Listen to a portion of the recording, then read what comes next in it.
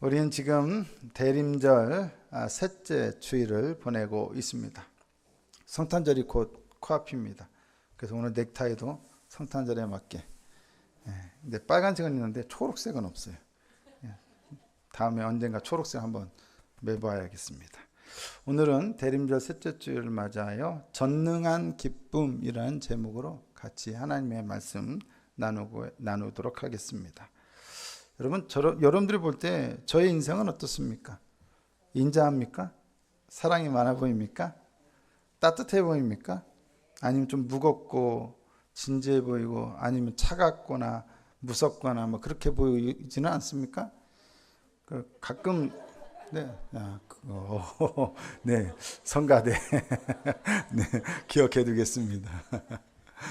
가끔 이렇게 강단에 있는 모습만 보다가 가까이서 보시는 분들은 저를 또 다르게 좀 느끼시는 분들이 있나 봐요. 강단에 있는 저의 모습은 굉장히 좀 강해 보이는가 봅니다. 근데 사실 제가 그렇게 강한 사람만은 아닙니다. 생각보다 인정하든 인정하지 않든 저는 주장합니다. 저는 생각보다 부드러운 사람이라고 이연사 힘차게 주장하는 바입니다. 저는 개인적으로 아이들을 참 좋아합니다. 아기들도 좋아하고요. 그러니까 아기들을 어릴 때부터 좋아했거든요. 사촌 동생들 어린 애들 많았는데 참 이뻐했어요. 그런 제가 아기를 갖게 되었으면 얼마나 아이들을 이뻐하겠습니까? 저는 우리 아이들을 참 이뻐합니다. 가끔 집에서 우리 아들하고 저하고 집사람이 우리 아들 자꾸 저보다 훨씬 크니까 한번 서보라고 키 재본다고 서보라고 하면 점점 더 벌어지고 있어요, 요새. 지금도 크고 있나 봐요. 성장 추세입니다. 예전에 샀던 바지들이 점점 짧아지는 것 같아요. 우리 아들, 우리 딸도 그렇고 애들이 점점 크고 있어요. 근데 저보다도 좀 많이 컸거든요. 그런데도 그냥 제 눈에는 그냥 이뻐 보여요. 귀엽고 어릴 때 그 모습 그대로 남아있고. 저는 참 개인적으로 우리 아이들을 너무 이뻐하거든요. 부모로서, 아빠로서. 그래서 저는 누구보다 애들 이뻐하는 것으로는 누구에게도 지지 않을 자신이 있습니다. 애들을 너무 사랑하고 너무 이뻐하는 아빠예요. 제가 봤을 때는 참 이뻐해요. 이뻐하는데 그 이뻐하는 것 때문에 저는 제가 그래도 좋은 아빠인 줄로 알았습니다. 근데 아니더라고요. 저는 이뻐할 줄만 아는 아빠였더라고요. 애들하고 잘 놀아줄 줄은 모르는 아빠였어요. 교회 사역으로 바쁘기도 했고 또 기본적으로 잘 놀아줄 줄 모르는 사람이기도 했습니다. 제가 이거를 누구를 보고 알았냐면 우리 형을 보고 깨달았어요. 우리 형. 우리 형은 우리 아이들에게는 큰아빠고 우리 아이들은 우리 형에게는 조카 아니겠습니까? 그런데 같이 어디 물놀이를 가면 아빠보다 큰아빠가 애들하고 훨씬 더 잘 놀아줘요. 저는 애들하고 놀아라 그렇게 풀어놓고 같이 놀아주는 거는 제가 아니라 큰아빠예요. 그 모습을 보고 제 문제가 뭔지를 알았어요. 나는 이뻐할 줄 아는데 놀아줄 줄은 모르는 아빠구나 이런 생각이 들었어요. 근데 여러분 진짜 아이들을 기뻐한다면 아이들을 향한 그 기쁨은 나를 위한 기쁨이 되어서는 안 되고 누구를 위한 것이어야 돼요? 아이들을 위한 것이어야 돼요. 그게 진짜 제대로 된 기쁨이에요. 나만의 기쁨이라면 그건 나의 감정일 뿐이에요. 정말로 우리가 누군가를 기뻐한다면 나의 기쁨이 그 사람에게 뭐가 돼야 돼요? 유익이 돼야 돼요. 그 사람에게 뭔가 도움이 되어야 돼요. 그게 진짜 기쁨이죠. 그러니까 제가 우리 아이들을 아무리 이뻐해도 그건 나만의 감정에 불과할 수 있다라는 거예요. 진짜로 아이들을 사랑한다면 또 기뻐한다면 그 기쁨으로 인해 그 아이들에게 어떠한 유익이 있어야 돼요. 그것이 바로 진정한 의미의 기쁨이라 할 수 있는 것이죠. 하나님은 우리를 굉장히 사랑하시고 또 끔찍하게 이뻐하시며 그리고 기뻐하십니다. 믿으시면 아멘. 자, 이 시간 우리 고백할까요? 하나님은 나를 끔찍히 기뻐하신다. 아멘. 여러분 다른 건 다 잊어도 이거는 절대 잊으시면 안 돼요. 오늘 설교의 핵심은 그겁니다.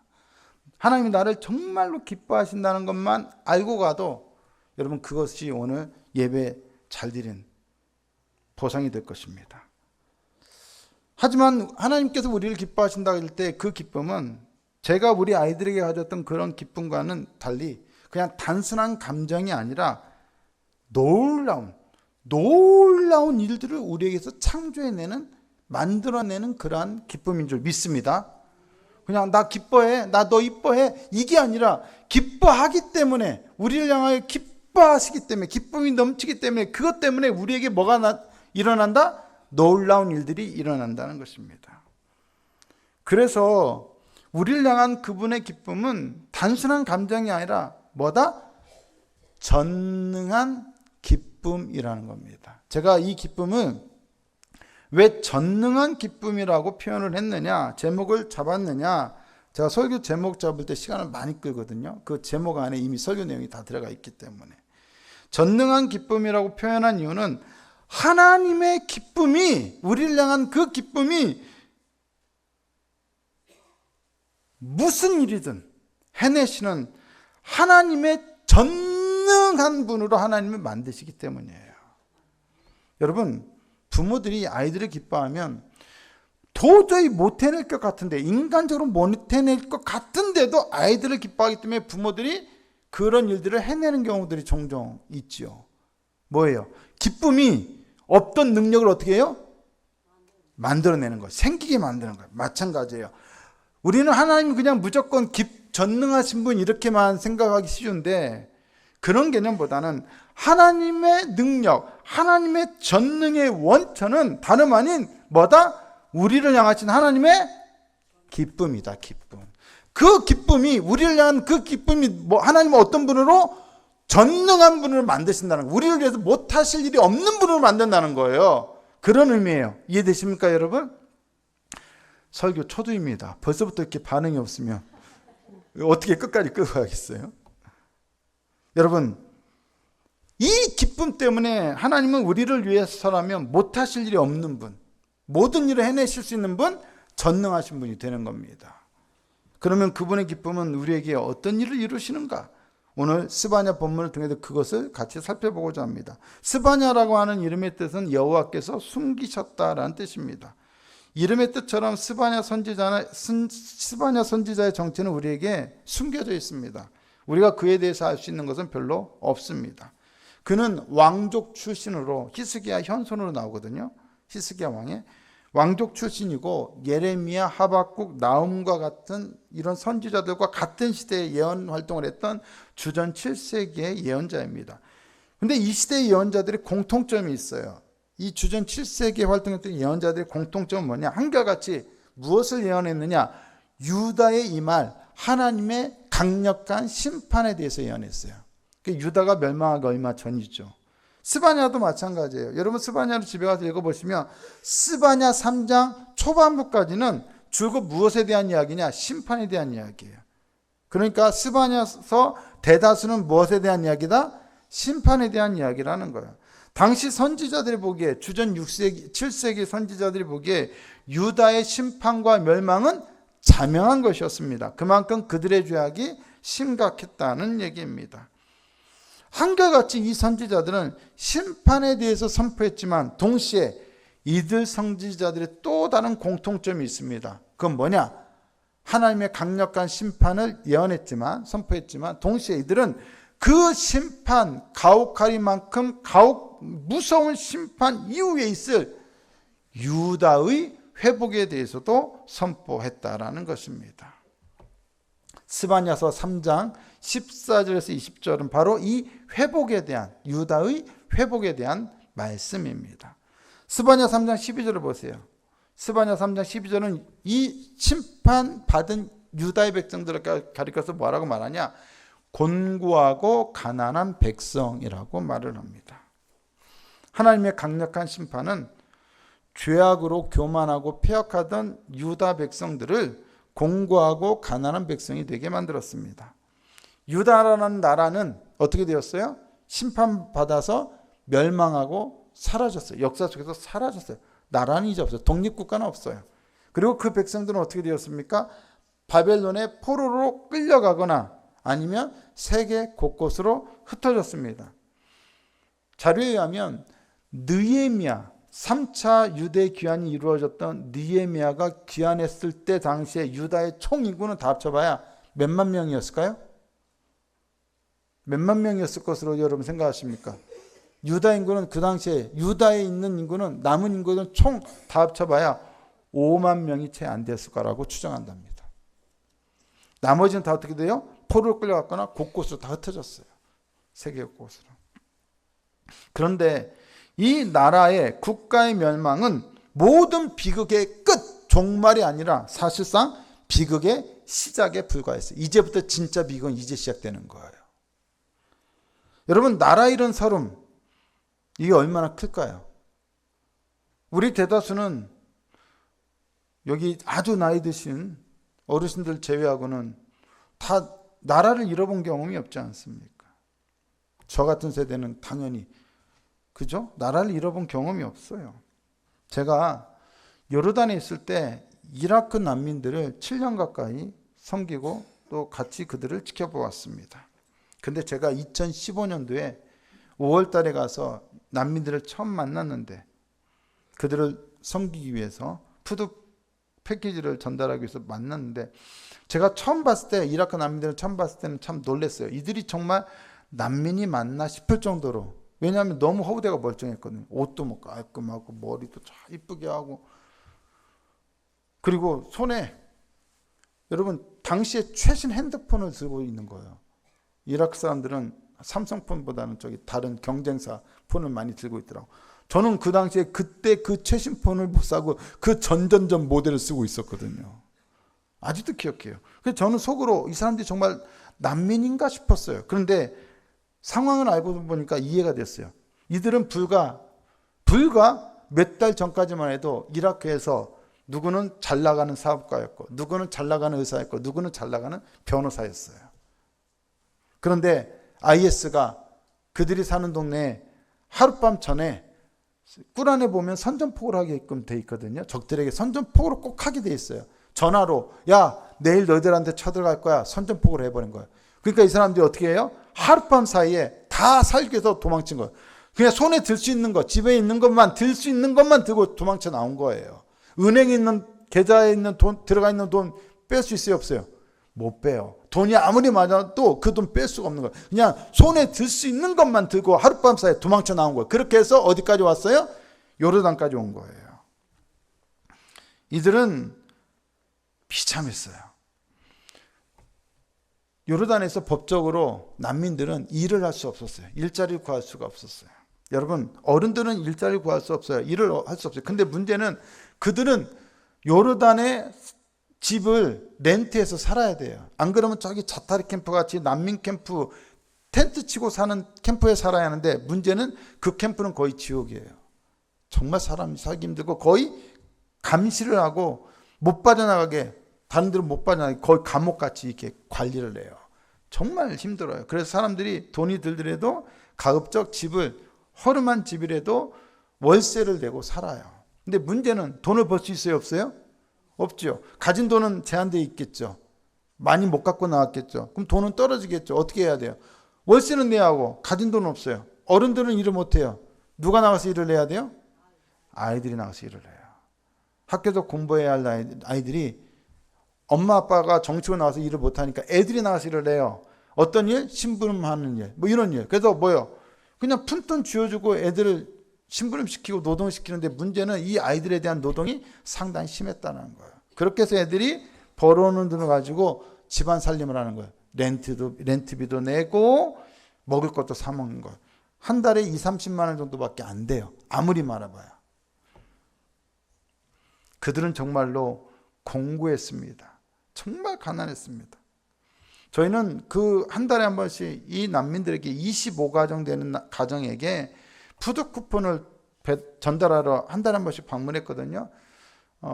달러로 30달러. 우리나라 돈으로 약 당시의 환율로 3만 원이 조금 더 되는 돈이었어요. 지금은 훨씬 더 환율이 높으니까 비싸지만. 근데 여러분 생각해 보세요. 3만 원짜리 받는 그 쿠폰을 받고 싶어서 그 25가정에 서로 우리 가정도 넣어달라고 그렇게 사정을 해요. 3만 원 정도면 어느 정도냐? 당시에 그들의 식비 계산으로 보면 그들의 일주일치 식비예요. 3만 원이. 여러분, 우리는 한 끼 식사 3만 원 후딱 나가잖아요. 외식만 해도 몇만 원이 그냥 나가잖아요. 근데 그들은 3만 원이면 일주일을 먹고 살아요. 그들의 수준에서. 그러니 이게 한 달이 사주니까 일주일을 책임져 주니까 받고 싶겠어요? 안 받고 싶겠어요? 받고 싶은 거예요. 근데 그들이 그전에는 이라크에서 우리보다 더 잘 살았던 사람들이에요. 나라를 잃는다는 것은 그야말로 말할 수 없는 고통이고 비극이고 비참함입니다. 나라가 멸망하기까지, 여러분 이라크에 대해서 좀 아십니까? 이라크는 중동에서 제법 힘 좀 쓰던, 제법 힘 있고 강하고 크고 부유한 나라였어요. 왜? 그 나라는 기름이 많거든요. 기름이 나거든요. 그래서 여러분, 요르단은 기름이 전혀 안 나는 나라예요. 부자일까요? 가난할까요? 가난하죠. 중동 나라 중에 다 중동하면 다 기름 나는 줄 알고 사람들은 요르단도 기름 나는 줄 아는데 아니에요. 기름 한 방울 안 나와요. 가난해요, 사람들이. 그러니까 여러분, 요르단이 가난하니까 바로 요르단과 이집트는 국경을 맞닿고 있어요. 근데 사담 후세인이 통치할 때까지 이라크는 힘이 셌고 부유했어요. 그러니까 기름도 많이 나니까 야, 너 어려워? 좋아. 형님이 좀 도와준다 하고 기름도 주고 뭣도 주고, 그렇게 요르단 국민들이, 국가가 이라크 정부의 도움을 많이 받았다고요. 그런데 그 도와주던 이라크 나라가 어떻게 됐어요? 망했어요. 나라가 망하고 나니까 이제는 어떤 처지냐? 자기들이 도와줬던 그 국민들 안에 들어가 가지고 난민으로 온갖 멸시와 천대를 받으며 살아요. 한때는 자기들이 도와줬던 나라예요. 근데 그 나라에, 자기들의 도움이나 받고 살던 나라에 멸시와 천대를 받고 살아요. 삶의 처지가 어떻게 되었어요? 완전히 바뀌었어요. 중동에서 가장 잘 살던 나라의 국민이 난민이 되었고, 중동에서 힘도 못 쓰던 나라의 국민들이 그들을 억압하고 착취하게 되었어요. 곤고하고 가난하다는 것은 바로 이러한 의미입니다. 나라를 잃는다는 것은 바로 이와 같은 비참함을 의미합니다. 얼마나 힘들겠어요. 당시 난민들은 정말 힘들었어요. 유다 백성들은 얼마나 힘들었겠습니까? 이렇게 힘든 처지에 있던 자들을 향해서 놀라운 하나님의 말씀이 선포됩니다. 스바냐 3장 14절에 뭐라고 되어 있습니까? 같이 한번 읽어볼까요? 시작. 시온에 따라 노래할지어다. 이스라엘아 기쁘게 부를지어다. 예루살렘 따라 전심으로 기뻐하며 즐거워할지어다. 여러분, 지금 이 말씀을 듣는 시온의 딸들은 어떤 상황이에요? 공고해요. 가난해. 비참해요. 근데 그들에게 뭐라고요? 기쁘게 부를지어다. 기뻐하며 즐거워할지어다라고 말씀합니다. 여러분, 힘든 사람에게 기뻐하라고 하면 기뻐할 수 있어요? 즐거이 부르라면 즐거워할 수 있어요? 할 수 없잖아요. 근데 왜 이런 말씀이 선포되죠? 스바냐 3장 15절 보니까 여호와가 내 형벌을 제거하였고, 뭐를 제거했다고요? 형벌을 제거했대요. 원수를 쫓아냈고, 이스라엘 왕 여호와가 내 가운데 계시니 내가 다시는 화를 당할까 두려워하지 아니할 것이라. 그들을 심판하셨던 하나님께서 그들의 형벌을 제거하시고 그들의 원수들을 쫓아내시며 그들 가운데 왕으로 계신다는 겁니다. 그래서 다시는 그들이 화를 당할까 두려워하지 않아도 된다는 것입니다. 아주 오랫동안 바벨론의 포로로 세계 곳곳으로 터진 난민으로 공고하고 가난하게 살아가던 그들에게 이것이 믿어지겠습니까? 현실감 있게 이 말씀이 그들에게 다가올 수 있을까요? 그들은 어안이 벙벙할 수밖에 없었을 것입니다. 대체 무슨 일인가 하고 얼떨떨했을 것입니다. 그들은 아직도 두려움 속에 있습니다. 너무 그동안 당한 고통과 고난이 힘드니까 그냥 여전히 두려운 거예요. 여전히 불안한 거예요. 삶이 늘 두렵고 늘 불안해요. 내일은 또 어떤 일을 당할까? 내일은 또 어떤 고통이 나에게 다가올까? 늘 불안하고 늘 두렵습니다. 두려움이 가시지 않습니다. 불안이 사라지지 않습니다. 그렇게 살아갔습니다. 하지만 하나님은 그들에게 말씀하십니다. 스바냐 3장 16절을 보시면 뭐라고 되어 있습니까? 내 손을 늘어뜨리지 말라. 두려워하지 말고 내 손을 늘어뜨리지 말라. 사람들이 언제 손을 쭉 늘어뜨려요? 힘이 없을 때. 어떤 의욕도 없을 때, 모든 걸 포기했을 때, 체념했을 때. 왜 체념합니까? 이 고통은 안 바뀌어. 나의 삶의 처지는 안 바뀌어. 나의 이 시련과 환난은 절대 변화되지 않을 거야. 이미 포기해버린 거야. 낙심해버린 거야. 그들의 두려움이, 그들의 불안이 그들을 집어삼킨 거예요. 그러니 모든 희망을 잃고 두려움과 불안 속에서 낙담한 채 모든 것을 포기해버린 거죠. 그들의 처지는 참으로 비참합니다. 그들의 고통은 여전합니다. 그들은 여전히 핍박과 억압과 착취 가운데 있습니다. 잔인하리만큼 고통스러운 삶의 현실은 여전히 그들을 압도하고 있습니다. 그런데도 그들을 향해 두려워하지 말라고, 손을 늘어뜨리지 말라고 말씀하시는 이유는 무엇 때문입니까? 스바냐 3장 17절입니다. 다 함께 읽어봅니다. 시작. 너희 하나님 여호와가 너희 가운데에 계시니 그가 너로 말미암아 기쁨을 이기지 못하시며 너를 잠잠히 사랑하시며 너로 말미암아 즐거이 부르며 기뻐하시리라 하리라. 할렐루야. 여러분, 가혹하게 그들을 심판하셨던 하나님은 사실 두렵고 무서운 분 아닙니까? 공포스러운 심판자 아닙니까? 그런데 그런 하나님이 그들을 향한 기쁨을 이기지 못하실 정도로 그들을 사랑한다고 말씀하십니다. 맞습니까? 처참한 고난과 가혹한 심판 가운데 있던 사람들로서는 도무지 받아들이고 인정하기 힘든 말씀일 것입니다. 아니, 우리를 사랑하신다면, 우리를 기뻐하신다면 어째서 이토록 우리의 삶을 힘들고 고통스럽게 만드시는가? 고통 속에 있을 때 우리는 대체로 이렇게 생각하기 쉽습니다. 하지만 우리의 고통과 고난은 하나님께서 우리를 사랑하지 않으셨거나 우리를 기뻐하지 않으셨기 때문이 아니라 뭐 때문입니까? 우리가 하나님께 반역하고 범죄했기 때문입니다. 우리는 반역했습니다. 우리는 불순종했습니다. 우리는 하나님을 배신했습니다. 언약을 배신했습니다. 그런데도 하나님은 그런 우리를 어떻게 하신다고요? 사랑하시고 기뻐하신다고 말씀하십니다. 사실 우리가 놀라야 할 지점은 이겁니다. 아니, 심판하신 하나님이 사랑하신다고 이것에 놀랄 게 아니라 하나님을 향하여 배반하고 반역하고 여전히 범죄한 그들을 향해서 하나님이 기쁨을 이기지 못하신다고요? 그들을 사랑하신다고요? 우리가 놀라야 할 지점은 바로 거기입니다. 도저히 사랑할 수 없는 자를 사랑하시고 도저히 기뻐할 수 없는 자를 기뻐하신다는 것입니다. 예수님은 많은 비유의 말씀을 주셨습니다. 예수님의 비유 중에 오늘 스바냐 3장과 가장 가까운 비유를 꼽으라면 여러분들은 어떤 비유를 꼽겠습니까? 어떤 비유가 딱 떠오르십니까? 떠오르시는 비유가 있습니까? 저는 탕자의 비유를 꼽겠습니다. 우리는 왜 이 둘째 아들이 탕자로 불리는지, 이 아들이 어떤 몹쓸 짓을 했는지, 어떤 못된 짓을 했는지, 또 왜 이 아들이 고통을 당했는지를 너무 잘 압니다. 여러분, 당시에 문화권에서 부모님이 돌아가시지 않았는데도 유산을 요구하는 것은 있을 수 없는 일입니다. 그 얘기는 뭐냐? 당시 모든 유산은 부모님이 돌아가신 다음에만 주어질 수 있었어요. 근데 돌아가시지도 않았는데 유산을 달라는 얘기는 나는 당신 아버지를 죽은 것으로 간주하겠다는 얘기예요.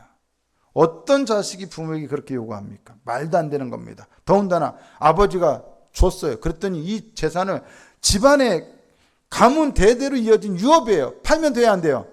팔 수 없는 거예요. 근데 이놈의 아들은 어떻게 했어요? 팔아 넘기고 외국으로 쫓겼어요. 있을 수 없는 일입니다. 가문의 먹칠하는 겁니다. 당시 문화권에서는 있을 수 없는 일입니다. 해서는 안 될 짓만 골라서 했던 아들이 둘째 아들 탕자였어요.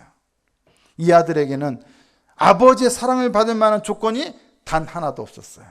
사랑받을 만한 구석이 단 한 곳도 없었어요. 오히려 책망과 비난을 받아야 마땅한 자예요. 그런데 아버지는 이 아들에게 어떻게 하셨습니까? 이 비유에서 정말 놀라운 지점은 사회적 지위와 체면이 있는 분이, 아버지가 자기의 채신조차 버린 채 뛰어나가서, 당시 어른들이 뛴다는 건 있을 수 없는 일이거든요. 뛰어서 집안의 재산을 반이나 탕진해버린 이 아들을 끌어안는 아버지의 모습입니다. 그 아들을 안으면서 너희놈 이제 좀 정신 좀 차렸냐? 왜 그랬어? 하고 하는 아들을 향한 근엄한 흉계나 어떤 비난도 없습니다. 오직 뭐만 있습니까? 아버지의 아들을 향한 가눌 수 없는 기쁨만 있습니다. 누가복음 15장 23절과 24절 보니까 뭐라고 되어 있습니까? 살찐 송아지를 끌어다가 잡으라. 우리가 먹고 즐기자. 이 내 아들은 죽었다가 다시 살아났으며 내가 잃었다가 다시 얻었노라 하니 그들이 즐거워하더라. 여러분 누가 먼저 즐거워했어요? 아버지예요. 아버지가 즐거워하니까 모두가 즐거워할 수 있는 거예요. 아버지가 꿍 하고 있으면 잔치를 벌일 수 있어요? 없어요? 못해요. 못해요. 아버지가 너무 즐거워하니까, 아버지가 잔치를 벌이니까 모두가 함께 즐거워하는 거예요. 아버지의 기쁨이 있는 거예요. 이 아들이 회복된 것은 무엇 때문이었습니까? 이제 내가 정신 차리고 아버지께 돌아가야지. 아버지가 하면 날 받아줄까? 여러분, 이 아들이 아버지를 생각했기 때문에 회복된 겁니까? 아니면 아버지에게 돌아갔기 때문에 회복된 겁니까? 아닙니다. 아들의 회복은 전적으로 무엇 때문입니까? 아버지의 기쁨 때문이었습니다. 아들이 살아 돌아온 것만으로도 기뻐하시는 아버지가 계시지 않았다면, 그런 아버지의 기쁨이 아니었다면 그가 돌아온 들 어떻게 회복될 수 있겠습니까? 오히려 욕먹고 쫓겨나겠죠. 아들을 향한 이 아버지의 기쁨이 바로 이 아들이 회복될 수 있었던 이유였어요. 원인이었어요. 원천이었어요. 아버지의 기쁨이 아들을 회복시킨 겁니다. 기억하십시오. 우리를 향한 하나님의 기쁨, 바로 그것이 우리를 회복시킬 수 있는 유일한 구원의 이유요, 회복의 원천이 됨을 믿으십시오. 여러분, 우리 모습을 보십시오. 하나님이 우리를 기뻐할 만한 이유가 있습니까? 우리가 맨날 하는 일이 뭐예요? 밥 먹고 하는 일이 뭐예요? 죄 짓는 거 아닙니까? 우리는 병들었어요. 우리는 가진 거 없어요. 우리는 열심히 신앙생활도 안 해요. 열심히 봉사도 안 해요. 우리는 온갖 욕망과 죄악으로 가득하고 득실득실해요. 우리의 영혼은 타락했어요. 사람들을 사랑하기보다 사람들을 미워해요. 사람들을 정죄하고 공격해요. 늘 긍정적이고 희망적이보다는 부정적이고 비참하고 비극적인 걸 더 생각해요. 우리의 모든 것들은 하나님 보시기에 끔찍한 것들로만 가득합니다. 우리에겐 사랑받을 만한, 하나님이 우리를 기뻐할 만한 어떤 구석도 존재하잖아요. 그런데도 오늘 이 자리에 우리가 있어요. 예배하는 자리에 있어요. 그 이유는 뭐 때문이에요? 우리가 아버지를 찾아 나온 겁니까? 아니에요.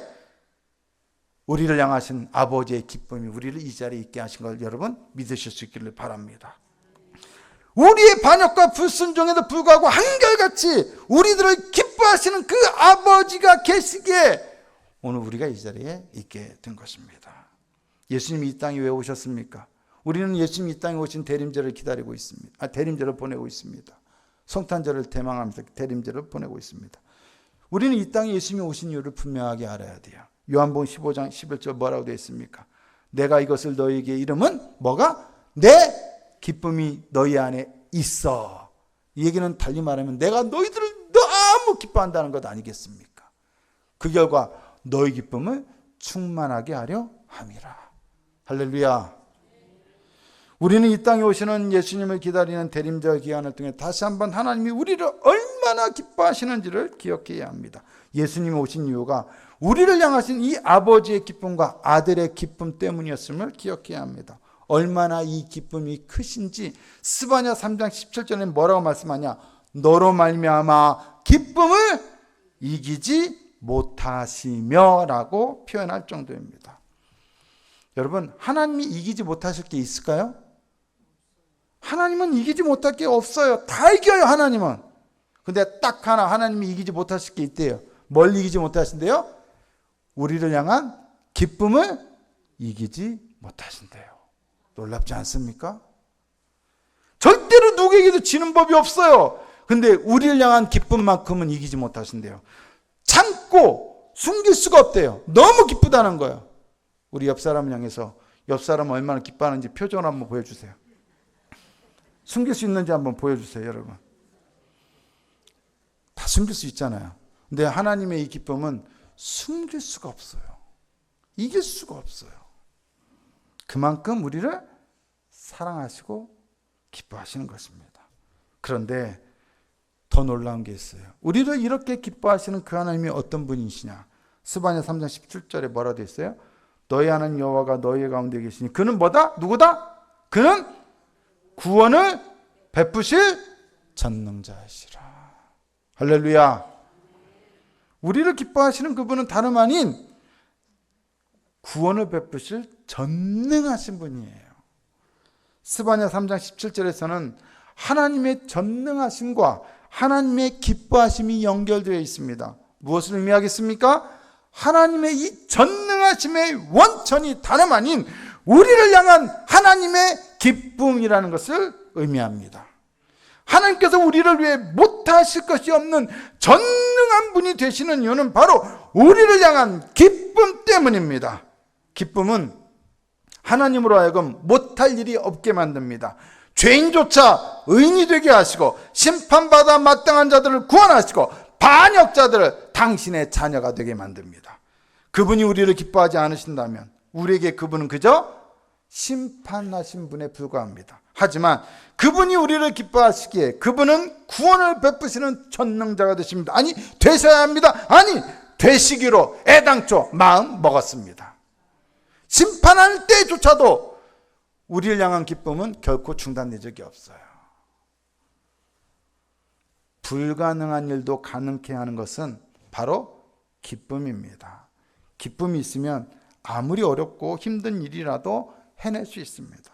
반대로 어떤 일이든 하고자 하지 않는다는 것은 결국 무엇이 없다는 겁니까? 기쁨이 없다는 거예요. 여러분, 기도하십니까? 열심히 기도하십니까? 열심히 봉사하십니까? 열심히 예배하십니까? 열심히 헌신하십니까? 한다면 기쁨이 있는 것이고 하지 않는다면 기쁨이 없는 거예요. 여러분 보시기에 저는 목회를 열심히 하는 사람입니까? 아멘이 별로 없군요. 여러분, 열심히 한다는 것은 기쁨이 있다는 얘기고 하지 않는다는 것은 기쁨이 없다는 거예요. 기쁨은 하게 만들어요. 안 할 수 없게 만들어요.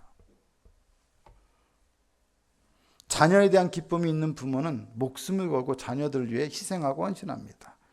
불가능해 보이는 일조차 해내는 게 부모예요. 왜? 자녀를 사랑하고 기뻐하니까요. 여러분들 지금 12월 이제 중순이 됐는데 중고등학교 학생들은 이제 기말고사를 거의 다 끝냈습니다. 우리 집에 있는 둘째도 고등학교 1학년인데 지난주 금요일날 기말고사를 끝냈습니다. 성적이 가히 좋을 것 같지는 않습니다. 점수를 이렇게 보지는 않았지만 예상이 됩니다. 그런데 요즘 고등학생 우리 아이 또래 애들이 이제 자기들끼리 모여서 그런 얘기를 한다는 거예요. 그걸 엄마한테 얘기를 했다면서 집사람이 들려주는데 애들이요 시험도 힘든데 더 힘든 건 뭐냐? 엄마들 때문에 그렇게 힘든데요. 부모님 때문에 그렇게 힘든데요. 애들이 공부 안 하고 싶어서 안 해요?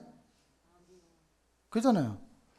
공부 뭐 누가 좋아합니까? 근데 그냥 공부 갖고 막 그렇게 애들한테 스트레스를 준다는 거예요. 들어보니까 우리 집에서 스트레스는 지가 제일 내고 누구도 뭐라 하는 사람 없는데 혼자 스트레스 받고 난리치는데 우리 집은 지 부모는 공부 때문에 시험 때문에 뭐라 하는 사람이 없거든요. 그래서 지 엄마한테 그랬다는 거예요. 보니까 우리 엄마가 아빠 같은 사람이 없다는 거예요. 뭐냐? 여러분, 무엇을 느끼길 원하냐?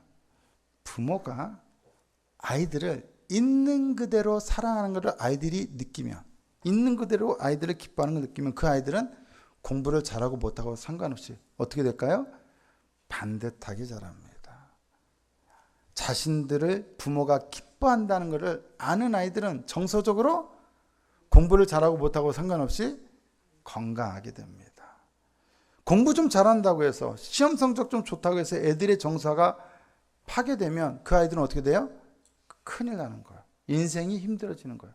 요즘 고등학생들도 어른 못지않게 우울증이 있고 고통스러운 일들이 많습니다. 하나님이 우리를 향하여 기뻐하신다면 우리는 굉장히 괴로울 수 있으나 그 기쁨은 우리 속에 무엇을 창조해요? 회복을 창조해요. 구원을 창조해요. 새로운 일을 창조해요. 우리는 절망하지만 우리에게 희망이 있으면 보게 만들어요. 우리가 낙담하고 엎드려 있지만, 주저앉아 있지만 그 기쁨은 우리를 다시 일어설 수 있는 용기와 희망을 갖게 만든다는 것입니다. 우리는 병들었어요. 우리는 연약해요. 물질적으로도 힘들어요. 직장도 힘들어요. 인간관계도 힘들어요. 사업도 어려워요. 자녀들도 힘들어요. 우리의 진로도 어려워요. 시험 봤는데 잘 안 되는 것 같아요. 우리는 늘 실패하는 것 같아요. 늘 연약해요. 그런데 그럼에도 불구하고 하나님이 우리를 기뻐한다는 걸 알면 그 사람은 반드시 잘 될 수밖에 없습니다. 하나님의 기쁨이 그를 새롭게 만들어 가시고 새롭게 그의 인생을 창조하실 것이기 때문입니다. 하나님의 기쁨으로 심판에 빠져 있던 자들, 절망 속에 있던 자들은 다시 일어날 수 있습니다. 유다의 회복은 반드시 일어날 수 있습니다. 하나님이 그들을 기뻐하시는 한 그 일은 반드시 이루어지게 되는 것입니다. 이스라엘은 원래 심판받아 멸망당할 자가 아니었어요. 원래 그들은 하나님의 기쁨이었어요. 그것이 원래 그들의 정체성이었어요. 그리고 그것이 우리의 정체성이기도 해요. 이사야 65장 18절과 19절 보면 이렇게 말씀합니다. 너희는 내가 창조하는 것으로 말미암아 영원히 기뻐하며 즐거워할지니라. 보라, 내가 예루살렘을 즐거운 성으로 창조하며 그 백성을 기쁨으로 삼고 내가 예루살렘을 즐거워하며 나의 백성을 기뻐하리니. 이게 바로 우리의 원래 정체성이에요. 유대인들의 정체성이었어요. 어떤 정신의학자는 이렇게 말합니다. 정신병 환자들에게 그들의 죄가 용서받았음을 확신시킬 수만 있다면 이들 중 4분의 3은 다음날 퇴원할 수 있을 것이다. 마찬가지로 고통 가운데 있는 사람들에게, 시련 가운데 있는 사람들에게, 고난 가운데 있는 사람들에게 그들이 본래 하나님께 얼마나 큰 기쁨을 받는 존재인지를 확신시킬 수만 있다면 그들 중에 상당수는 계속 손을 늘어뜨린 채 있지 않고 다시 용기와 희망을 갖고 일어설 수 있게 될 것입니다.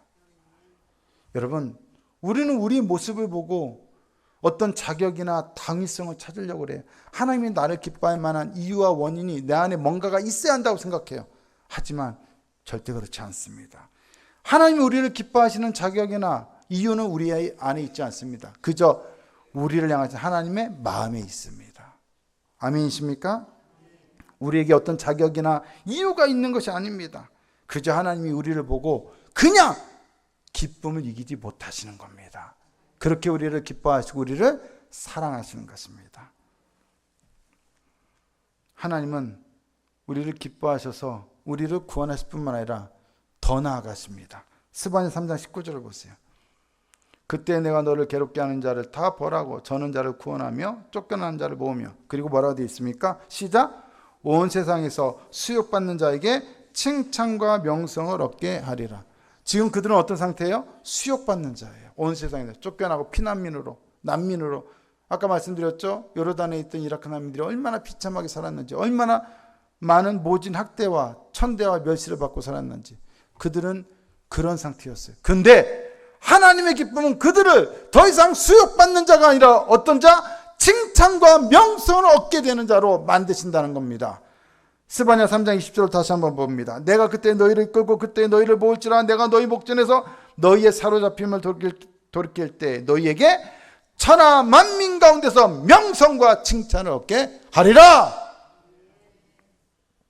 그들은 벌을 받고 괴로움당하고 쫓겨나서 온 세상에서 수욕받는 자였습니다. 하지만 하나님은 그들의 처지를 완전히 바꿔주십니다. 수욕받던 그들을 칭찬과 명성을 얻는 자들이 되게 하십니다. 그것도 천하 만민 가운데서.